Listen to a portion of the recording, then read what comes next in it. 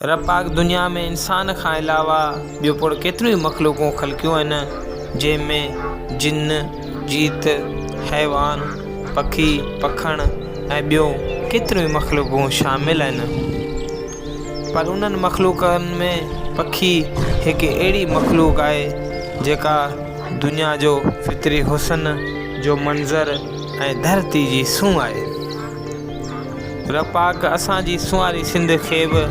कुदरती हुस्न सां मालामाल बणायो आहे, पर गुज़िरियल कुझु सालनि खां असांजी सुवारी सिंध में बि कुदरती माहौल सां हथ चुरांद करे झंगनि ऐं ॿेलनि खे ख़तमु करे असांजे सुवारी सिंध में बि पखियुनि जे केतिरनि नसलनि खे ख़तमु थियण ताईं पुॼायो वियो आहे, जंहिंमें कोयल, बुलबुल, कूंज, तोतो, तितर, कां, कबर ऐं ॿिया केतिरनि ई काराइत नसलनि जा पखी शामिल आहिनि। असांजी सुवारी सिंध हूं त पखियुनि जो आमाजगा बणियल रही आहे, पर गुज़िरियल कुझु सालनि खां असांजी सुवारी सिंध में बि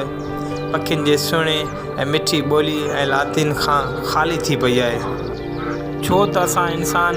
पंहिंजी ज़रूरतनि खे पूरे करण ऐं हवस खे पूरे करण लाइ ॿेला ऐं झंग वढे, फसलनि खे पोखी महिल ॿिज जे दाणनि खे ज़हर हणणु ऐं फसलनि खे ज़हरीला स्प्रे करणु ऐं वाटर कोर्स जे कंधनि ते बीठल डब, सर, कां, कंडियूं ऐं ॿियनि वणनि खे बाहि ॾेई साड़ण जे करे बि असांजी सिंध में बची वियल मुक़ामी पखियुनि जी नसलुनि खे आहिस्ते आहिस्ते ख़तमु थियण जे कंधे ते पुॼाए रहिया आहियूं। ऐं असां इंसाननि उन्हनि डबनि, सरनि